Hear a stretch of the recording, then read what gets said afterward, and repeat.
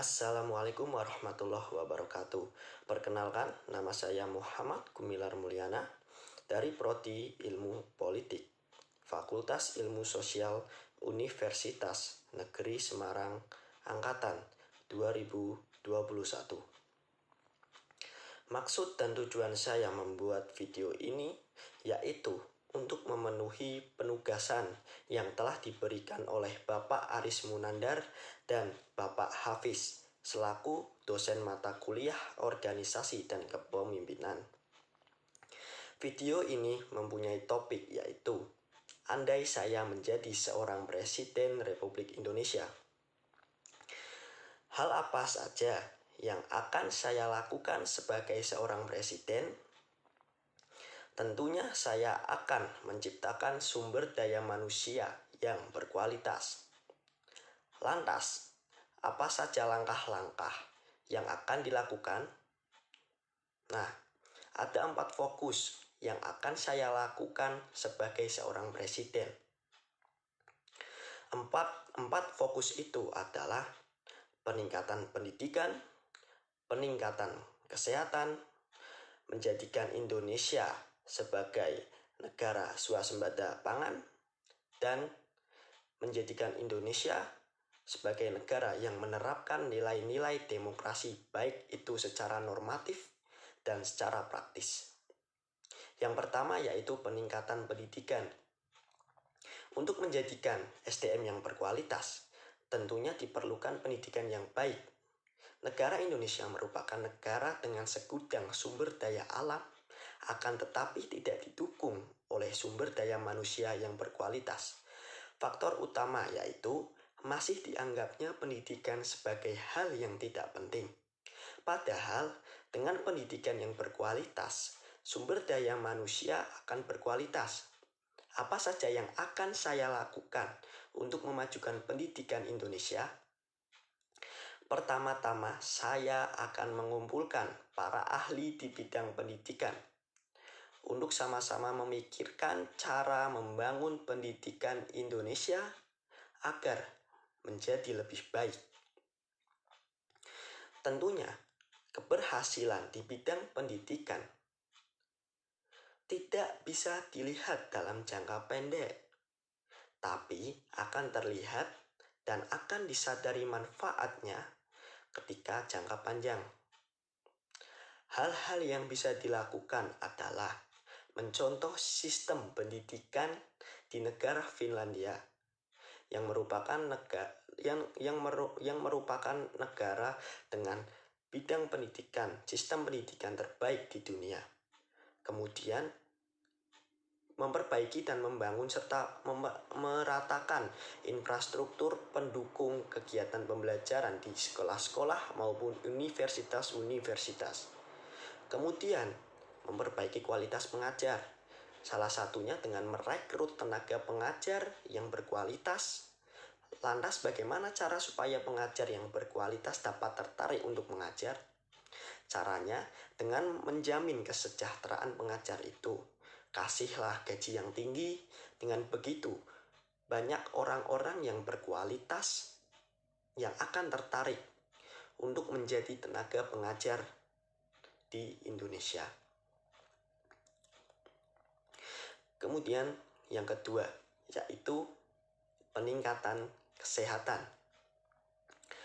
Hal yang akan saya lakukan untuk membangun bidang kesehatan di Indonesia yaitu saya akan menjamin kesehatan warga Indonesia sesuai yang tertera pada UUD 1945 yang menjelaskan bahwa menjamin kesehatan warga negara merupakan tanggung jawab negara.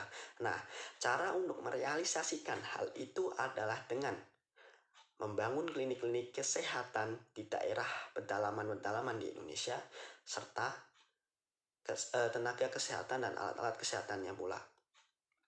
Kemudian untuk rumah sakit akan dilakukan pemerataan infrastruktur serta alat-alat kesehatan yang paling modern supaya kesehatan warga negara makin terjamin.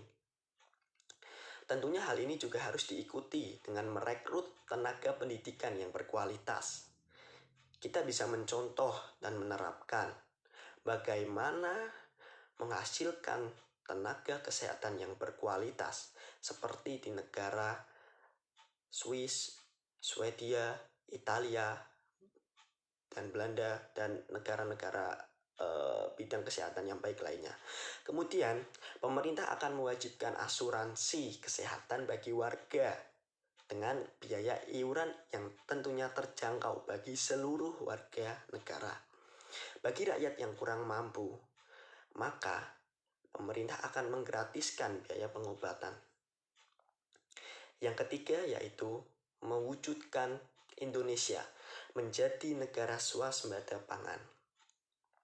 Hal yang akan saya lakukan yaitu meningkatkan infrastruktur pertanian. Mencontoh seperti apa yang dilakukan oleh negara Vietnam, sehingga bisa menjadi negara swasembada pangan.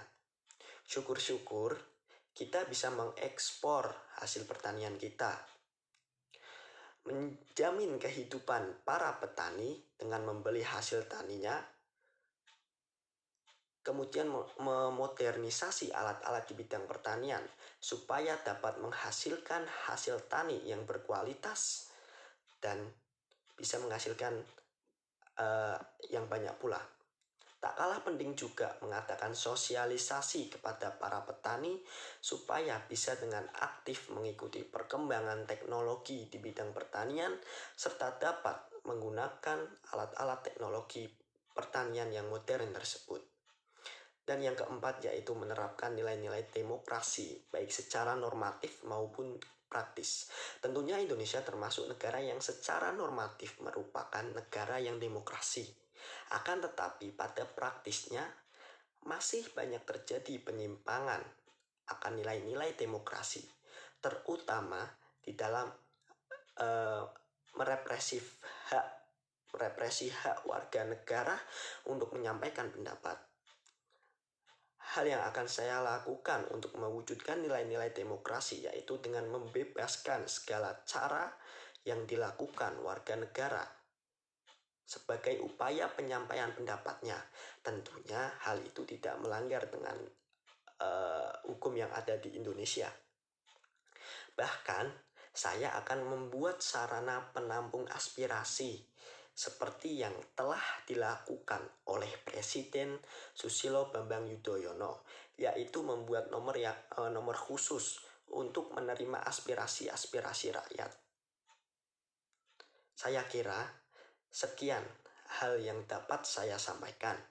Saya berharap dengan video ini saya dapat dianggap telah mengerjakan tugas pemberian dari Pak Aris Munandar dan Pak Hafiz. Mohon maaf bila ada kata-kata yang kurang berkenan dan pendapat yang dirasa kurang sesuai. Wassalamualaikum warahmatullahi wabarakatuh.